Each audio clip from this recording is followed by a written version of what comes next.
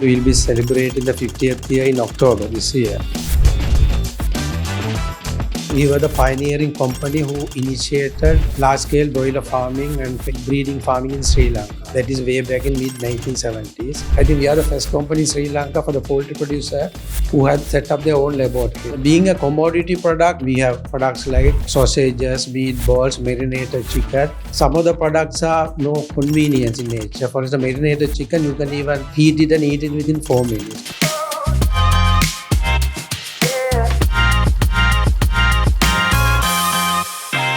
Hi everyone and welcome to another episode of the Echelon Brand Finance 100 Most Valuable Brands 2025 edition. And today our focus is on Bairaha Farms PLC. And joining me from Bairaha Farms PLC is its MD and CEO, Mr. Yakooth Naleem. Welcome. Hello, good afternoon. Congratulations on getting on the list. Thank you. It is just a progression. We've been below, above 50, but coming down. Very good. So when you talk about the Bairaha brand, it's gone from being a mere, food processor, chicken processor, to a national brand. And there is a lot of consciousness when you mention the name. People are aware of it. They associate it with very high quality food products. How has the transition happened, and what kind of decisions that what kind of decisions did you take that sort of led to that situation? Yeah. As a company, Bairaha Farm PLC, we have a long history. Actually, we'll be celebrating the 50th year in October this year. So we are almost there, half a century. So the process, obviously, the way it started was my father, the founder, who's no more, the famous gem king or what they call him. That is Imam Naleem Hajiar, who only started this operation way back in 1975. Obviously, he has been a traveler. Many countries in his career as a gem business trader. So obviously, he would have seen there is a need for a protein-rich product, make it available at affordable price, because as all of us know, chicken was not affordable at all in the 70s. So he started that with the view so that he made it available, a quality product at an affordable price. So presently, if you are speaking, we are talking about Bairaha Farm as a fully integrated, vertically integrated operation, all the way from grandparent farm, parent farm, broiler farm, processing, further processing, chick production.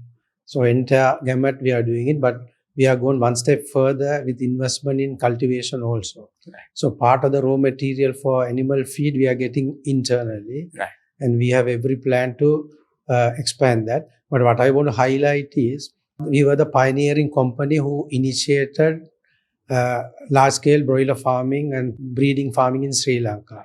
That is way back in mid-1970s. And we also pioneered chicken processing and making available quality, hygienically processed. Obviously, we are using the halal method, but subsequent process are handled by the machine. So that way we were able to compete, because the market at that time was a fresh market, you call it. May not be appropriate word. We generally industry, we call it as a wet market, where they process it there and then and sell it to the consumer. So obviously, hygiene, quality standard, there are no norm whatsoever. So with this, we entering in the market, we actually not just popularize the consumption of chicken, and we actually popularize this industry, because the industry obviously in the 70s, it's not known at all. There is such a potential industry. So we actually, I think it's not wrong in any way to claim that Bairaha did play the pivotal role in setting up the stage for industry to come to such a stage at this juncture. Right. Bairaha has been an innovator, as you said, over the last 5 decades. How much of its value-added product range, for example, marinated chicken, sausages, how much does that contribute to the brand value, and also going forward, what sort of innovations are you looking at? Yeah, if I can come back on that question, because chicken per se is obviously a commodity. So I just want to add a little more value to the question, and then for some information for your viewer.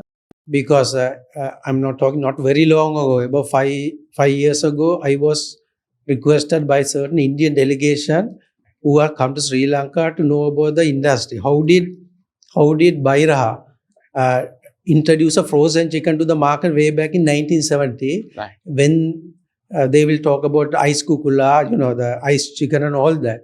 So they were very, very inquisitive to know how it's impossible, because India is still now only trying to get used to this frozen chicken, processed chicken concept. Right. Because they are also more of a wet market, Right.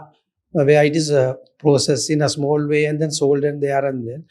So I think as a Bairaha, as a company, as a country, I think we are proud that this concept in an era when it is impossible to do it, our visionary lead, our founder, president, chairman had the vision to introduce such a product to the market. And then actually one of the meetings with him, with his managers, we were actually in the early 80s were struggling to sell even few hundred a week. And then he actually he expanded the production by putting up a plant which can process about 500 an hour. Wow. Okay. But the managers asked him, they referred to him as Hajjar, why are you putting such a plant capacity? We are even struggling to sell a few hundred a week. He said, you are talking about today. I'm talking about the vision, the long term. So that is just to come back to your question. So being a commodity product, there's challenges in terms of volatility of the market, all that even now we are facing that issue. So obviously it is a natural progression for us moving away from a basic commodity into value-added product. In that range, obviously we have, like you mentioned, we have products like everything is chicken based. We have sausages, meatballs, marinated chicken, the wide range of product, which some of the products are more convenience in nature. For example, marinated chicken, you can even heat it and eat it within 4 minutes. So in terms of more of a value proposition, in terms of pricing, whereas the other products like we are having Wow Bee, another product called Wow Bee, which is a fried chicken, where again you can heat it and eat it. The product already, I don't want to mention the brand name, already those products, there are franchise available in Sri Lanka. So these are products, similar product, but at the convenience of your home and at a price more affordable to the consumer. So we have actually expanded that product range now recent time, even going into the Horeca sector, breakfast sausages and then cold cuts like chicken salami, chicken ham. So the range has been increasing because it's not something new. It has happened in other countries. So it's a natural progression from a commodity. I'm not saying commodity trader because we are processing and producing of chicken. So being a commodity, and we are going into value addition.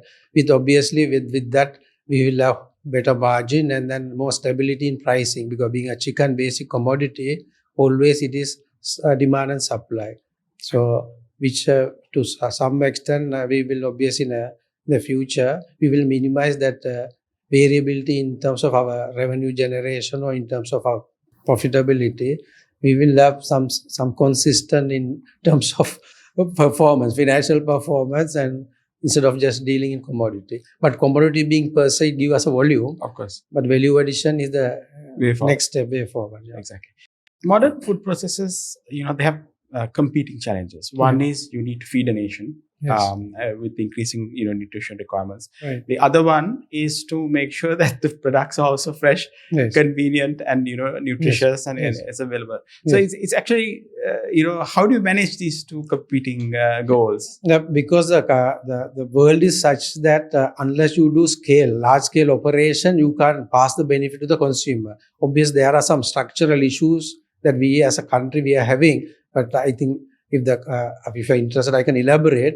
But basic, what I think is in terms of economies of scale, we are doing so that we can make use of not just in terms of scale of production to produce at an affordable price, but with that we'll get the entire manpower, people of various technical background, be it a veterinary surgeon, microbiologist, food processing. So instead of by having a vertical integration, we have all these pool of people being available. So with that, we are able to not just teach our staff, but at the same time to practice in terms of food safety, in terms of quality standard, in terms of freshness.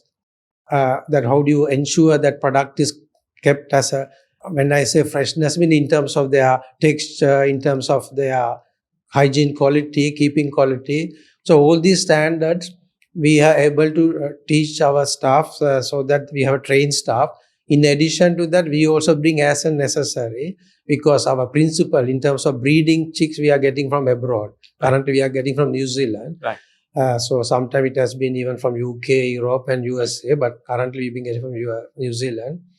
And that's an international multinational company. So we also get their technical support, right, which we pass it on to our staff as well as to farmers, because in addition to chicken as a commodity, value-added meat, what you mentioned, Mr. Imran Furqan, in addition to that, we also supply day-old chicks, the live broiler chicks to the farmer. Right.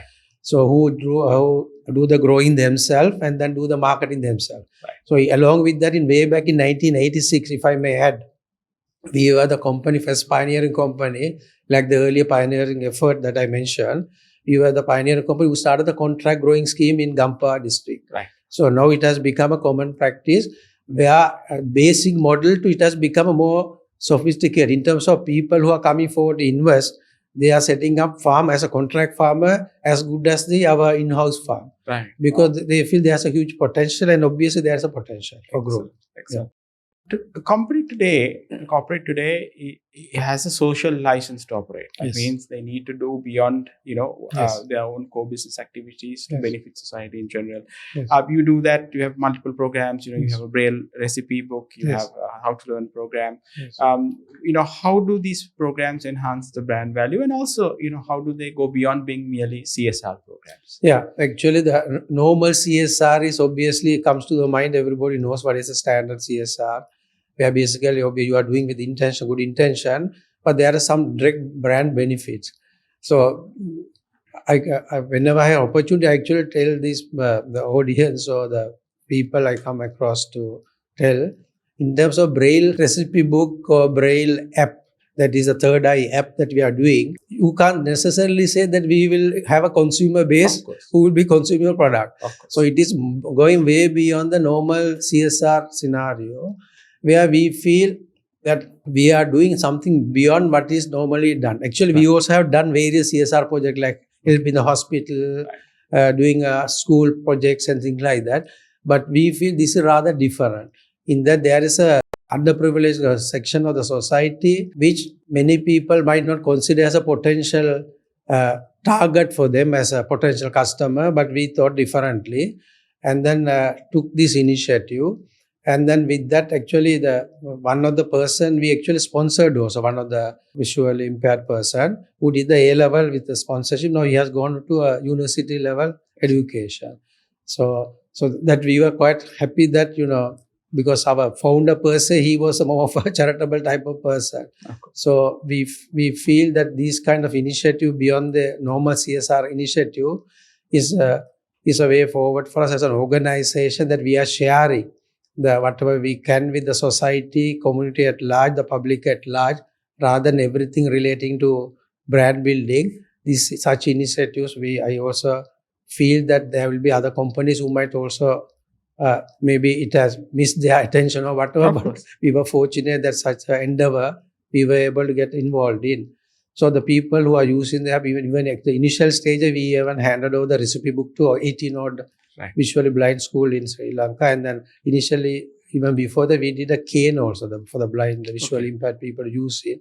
So finally, it ended up with we actually submitted one of the applications for the Retail Asia of Singapore. So under their sustainability this program, we actually won the award for ESG, this thing for the brand of the year or whatever in Singapore for that segment of the market. That was way back in, I think, we did the project in 21, but we bought it in, I think, 23, I think, Singapore. So that project, whatever the further value that we can do in that, obviously, we'll be looking forward to do. So similarly, there are other sustainability initiatives, obviously, we are aware of. In future, we know that consumer, they will, consider as a more important the sustainable initiative, because our environment is so much, it's the only planet we all have. So we have to make sure that whatever minimum we can do that, so that we all protect it.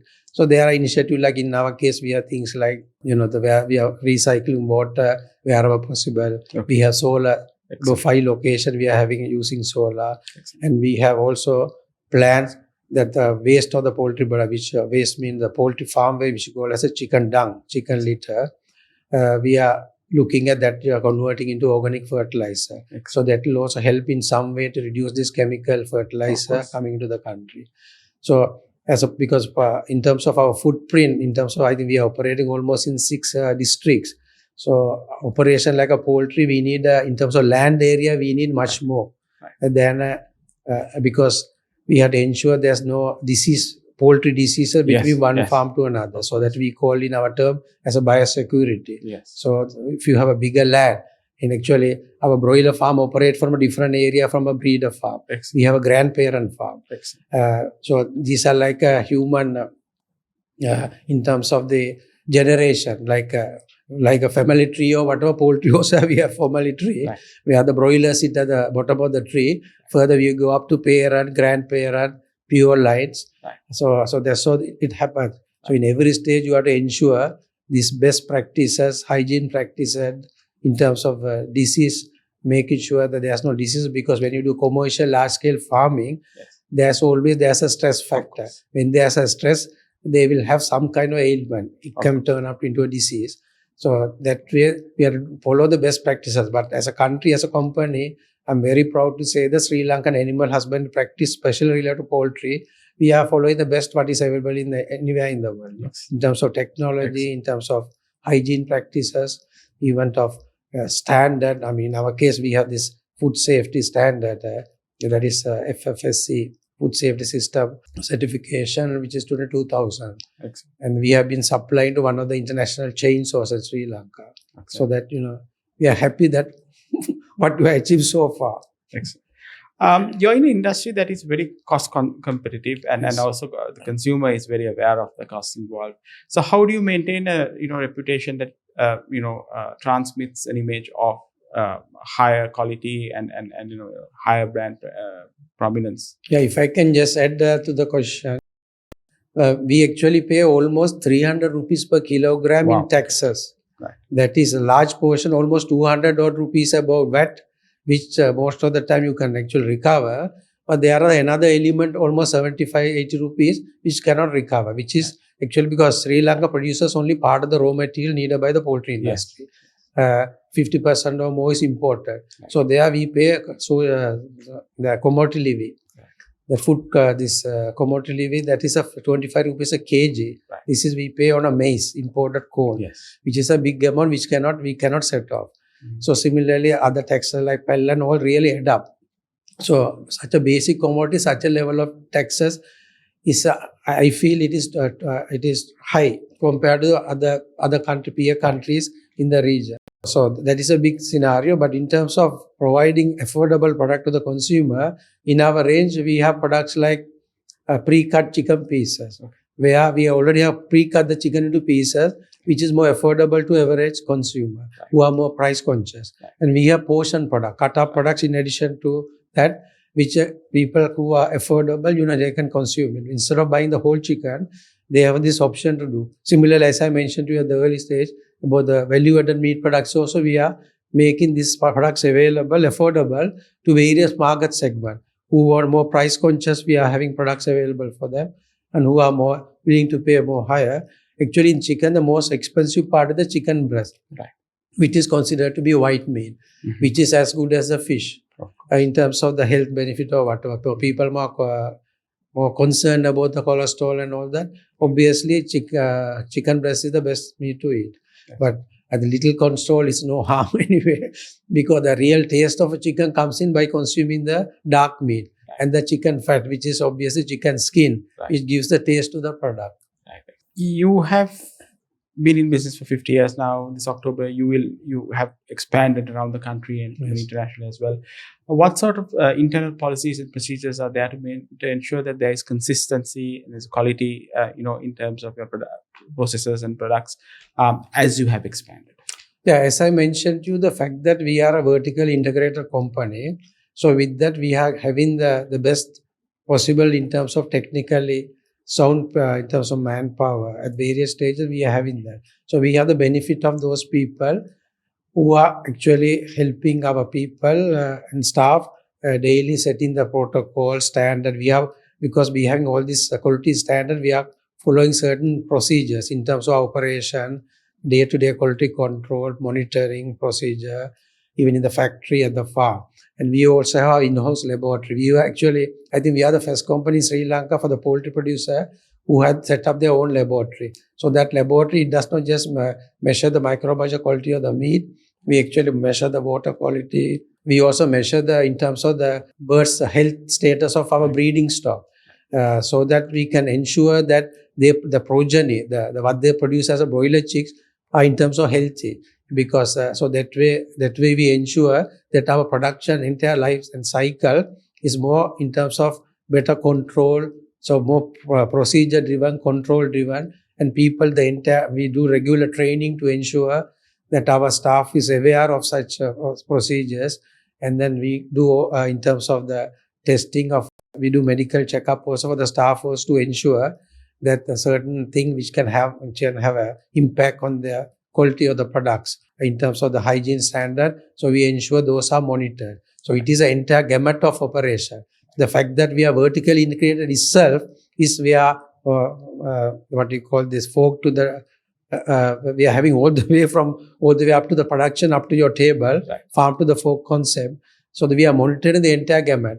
Because there will be some companies in Sri Lanka who are buying certain things from elsewhere. right. So those they are passing that control onto a third party. Here, we can ensure the consistency in our quality, in terms of our protocol, procedure, to ensure consistently we are able to offer the same quality wherever you buy our product, to ensure consistently the same product you have been offered. Excellent. COVID taught us the importance of having digital platforms, the ability Yes. to connect, with directly with bypassing sometimes even retailers. Yes. And Yes. now I think social media is where you get the Yes. information out and people actually discover brands. Yes. How have you integrated these digital channels into your brand Yes. strategy, and how will that be proceeding? Yeah, COVID obviously gave unique challenges to all of us. So that was a time, actually, as you correctly mentioned, that also gave us a platform for us to look at an option of a online delivery model. So we actually were quite happy with that during COVID period in terms of that model developing. So in terms of home delivery system, we were able to do it, especially in Colombo districts, more focusing on. So we were able to do very, in terms of sizable market operation in that segment. So post-COVID, we are still maintaining our delivery model. So we have a call-in system. Again, we are even restricted to the Greater Colombo area. The other one was more of a Colombo district sort of thing. But here, Greater Colombo, we have experimented with the model. We feel that we can develop the model further. So there, you can call in an order, Right. and you can also go through the e-commerce platform ours, Right. and make an order. But it will be all restricted to the Colombo area. Right. But we definitely feel there's a potential for us to grow that segment Right. beyond Colombo, because we also have a number of distributors who are supplying our product throughout the island. So we feel they could also be utilized as a support to extend this model. So we are quite confident, because the young generation of this time, they are into more of a social media. Of course. So yeah, into high tech or whatever. So we should change our operating model to be in line with the requirement of need of emerging consumer young generation. So we are also using the social media platform for our engagement in terms of keeping a rapport with the customers and then educating them of our process. So whether be it Facebook, Instagram, other social website we are involved in. So we feel we are not missing out on potential. So we, as an organization, we feel that segment of base is going to grow, because I'm talking about many years ago, even we participated in advertising commercial, even sponsoring advertisement of a cricket match, international. Right. But obviously current scenario, it is more of a social media is equally as important. And print media, certain segment of the population, we also do the print media. Right. So we are all encompassing this segment so that we don't leave out any potential customer, especially younger generation, who will be our future consumer base.